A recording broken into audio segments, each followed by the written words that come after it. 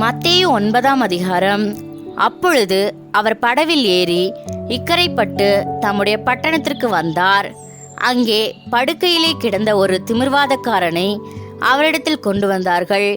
இயேசு அவர்களுடைய விசுவாசத்தை கண்டு திமிர்வாதக்காரனை நோக்கி, மகனே, திடன்கொள், உன் பாவங்கள் உனக்கு மன்னிக்கப்பட்டது என்றார்.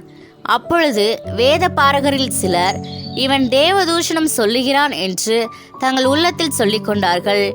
இயேசு அவர்கள் நினைவுகளை அறிந்து, நீங்கள் உங்கள் இருதயங்களில் பொல்லாதவைகளை சிந்திக்கிறதென்ன? உன் பாவங்கள் மன்னிக்கப்பட்டது என்று சொல்வதோ, எழுந்து நடவென்று சொல்வதோ எது எளிது? பூமியிலே பாவங்களை மன்னிக்க மனுஷகுமாரனுக்கு அதிகாரம் உண்டென்பதை நீங்கள் அறிய வேண்டும் என்று சொல்லி திமிர்வாதக்காரனை நோக்கி, நீ எழுந்து உன் படுக்கையை எடுத்துக்கொண்டு உன் வீட்டுக்கு போ என்றார். உடனே அவன் எழுந்து தன் வீட்டுக்கு போனான். ஜனங்கள் அதை கண்டு ஆச்சரியப்பட்டு, மனுஷருக்கு இப்படிப்பட்ட அதிகாரத்தை கொடுத்தவராகிய தேவனை மகிமைப்படுத்தினார்கள்.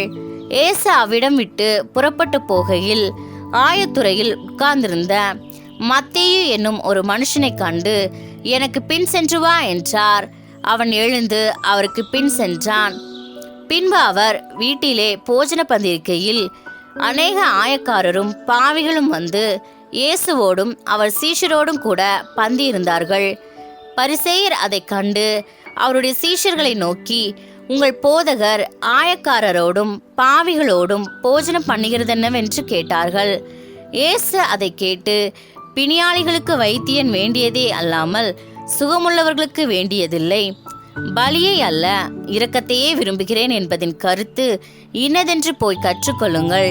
நீதிமான்களை அல்ல பாவிகளையே மனம் திரும்புகிறதற்கு அழைக்க வந்தேன் என்றார்.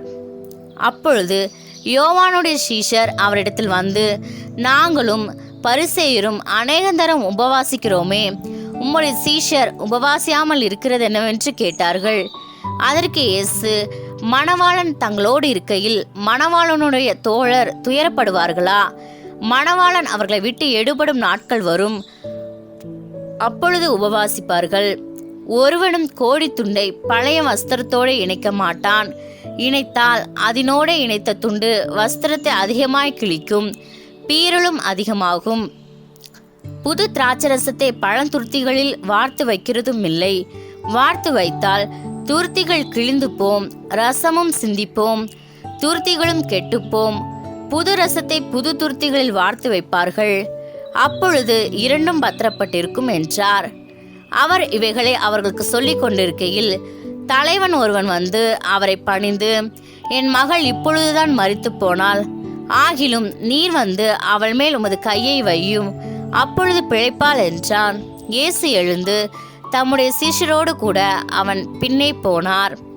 அப்பொழுது 12 வருஷமாய் பெரும்பாடுள்ள ஒரு ஸ்திரீ, நான் அவருடைய வஸ்திரத்தை ஆகிலும் தொட்டால் சொஸ்தமாவேன் என்று தன் உள்ளத்தில் எண்ணிக்கொண்டு அவர் பின்னாலே வந்து அவருடைய வஸ்திரத்தின் ஓரத்தை தொட்டாள். இயேசு திரும்பி அவளை பார்த்து, மகளே, திடன்கொள், உன் விசுவாசம் உன்னை ரட்சித்தது என்றார். அந்நேரம் முதல் அந்த ஸ்திரீ சொஸ்தமானாள். இயேசுவானவர் தலைவனுடைய வீட்டிலே வந்து தாரை ஊதுகிறவர்களையும் இறைகிற ஜனங்களையும் கண்டு, விலகுங்கள், இந்த சிறுபெண் மரிக்கவில்லை, நித்திரையா இருக்கிறாள் என்றார். அதற்காக அவரை பார்த்து நகைத்தார்கள். ஜனங்கள் வெளியே துரத்தப்பட்ட பின்பு அவர் உள்ளே பிரவேசித்து அந்த சிறு பெண்ணின் கையை பிடித்தார். உடனே அவள் எழுந்திருந்தாள். இந்த சங்கதி அத்தேசமெங்கும் பிரசித்தமாயிற்று. இயேசு அவ்விடம் விட்டு போகையில் 2 குருடர் அவர் பின்னே சென்று, தாவீதின் குமாரனே, எங்களுக்கு இரங்கும் என்று கூப்பிட்டார்கள். அவர் வீட்டிற்கு வந்த பின்பு அந்த குருடர் அவரிடத்தில் வந்தார்கள். இயேசு அவர்களை நோக்கி, இதை செய்ய எனக்கு வல்லமை உண்டென்று விசுவாசிக்கிறீர்களா என்று கேட்டார். அதற்கு அவர்கள், ஆம், விசுவாசிக்கிறோம் ஆண்டவரே என்றார்கள். அப்பொழுது அவர்களுடைய கண்களை அவர் தொட்டு, உங்கள் விசுவாசத்தின்படி உங்களுக்கு ஆக கடவுது என்றார். உடனே அவர்களுடைய கண்கள் திறக்கப்பட்டது.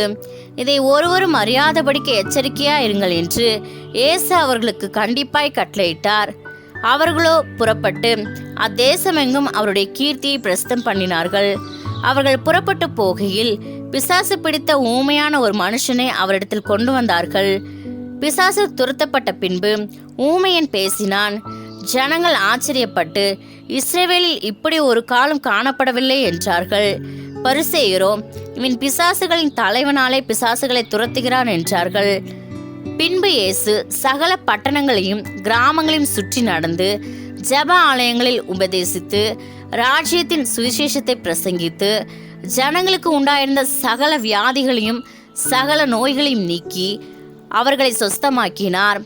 அவர் திரளான ஜனங்களை கண்ட பொழுது அவர்கள் மேய்ப்பன் இல்லாத ஆடுகளைப் போல தொய்ந்து போனவர்களும் சிதறப்பட்டவர்களுமாய் இருந்தபடியால் அவர்கள் மேல் மனதுருகி தம்முடைய சீஷர்களை நோக்கி, அறுப்பு மிகுதி, வேலையாட்களோ கொஞ்சம்.